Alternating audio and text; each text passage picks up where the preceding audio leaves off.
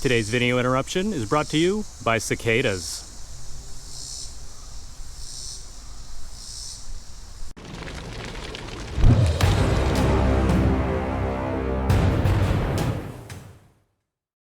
Here on the Tacomaholic channel, you guys know I am fully dedicated to helping you learn about your Tacoma, of course, helping you mod your Tacoma and do things to it, and probably most importantly, helping you keep your Tacoma running as long as possible. So today we'll be going over 6 things you need to check on your Tacoma on a weekly basis. And the good news is that all 6 of these things are incredibly easy to check, nothing complicated about it, and the whole process will probably take 5 minutes. That's why they're all things you need to check on a weekly basis.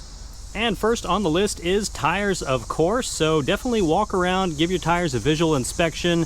Make sure you don't have any nails or tacks or screws in them, anything like that. I know I live in Northern Virginia. There's tons of construction going on all the time, so I'm always constantly worried about that. Of course, I don't want to have to replace these expensive mud terrain tires any sooner than I need to, so just be aware of that when you're driving around. Also, just give it a visual inspection, making sure they're wearing properly. Obviously, this isn't something that's going to change too much on a weekly basis, but it is, it only takes a few seconds to just give each of your tires a good look down.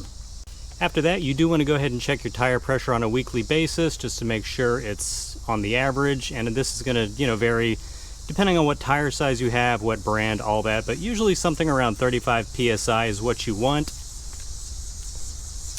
Quick note, don't skip out on whatever you're going to use for your tire pressure monitor. I had a cheap one I was using for a while, and it was actually reading probably about 5 psi off, so that was definitely affecting my tire wear, which of course, if your PSI gets off a little bit, definitely start affecting your gas mileage also. And as we all know, Tacomas don't need anything to help negatively affect their gas mileage.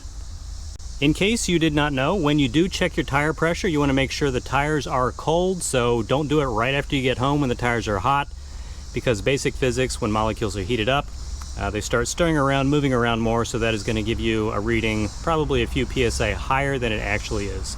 So make sure your tires are cooled down. If you do just get done driving around and you want to check, I'd say maybe give it at least 30 minutes to an hour before you check them. And everything else on the list is under the hood.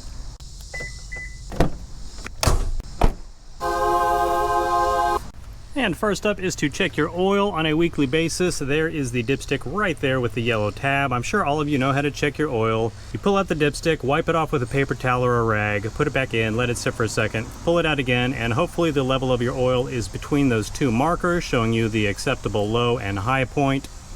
And of course, if you're running low, make sure you just add a little more oil in until it's in the acceptable range. One quick thing to point out though is you never want to check your oil immediately after you get done driving somewhere. You want to either do it when it's cold, or if you just get home, at least wait 10 to 20 minutes for the simple fact that you want the actual oil that was circulating around in your engine and in your oil filter over there to actually collect on the bottom, let gravity pull it down so you get an accurate reading. Otherwise, if you just got home, check your oil immediately, you're going to get a false reading that way, so please keep that in mind. The next 2 are slightly easier, and then it doesn't really matter if you just got done driving your truck or not. First of which is the windshield washer fluid reservoir. Of course, this isn't really critical to the proper, maintenance and upkeep of your truck. It's more of a safety thing. If this is low and your windshield's filthy, of course, that's going to affect your visibility. Of course, you can just see right through the container, so you can quickly see if you need to add any for that. And very similar here on the passenger side, up by the firewall, is your brake fluid. Again, you can see right through the container. You can see if you need to add any up to the max line right there, and you are good to go.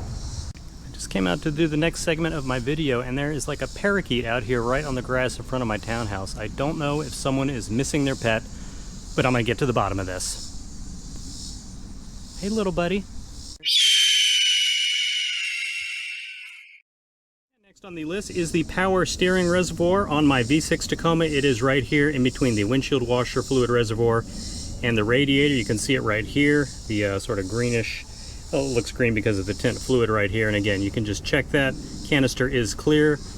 It's sort of weird why Toyota did this, but on the V6 Tacomas, it is just like mine where you look through the canister. On the 4 cylinders, I believe the reservoir is somewhere right around here, and you cannot see through the canister on that one. You actually open the cap, and again, whenever you're opening one of these caps or anything, make sure you wipe it off so you don't get dirt or other contaminants into the fluid you're checking.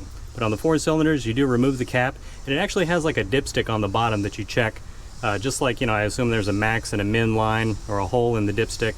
just like with checking your oil, so you would do it that way on the 4 cylinders.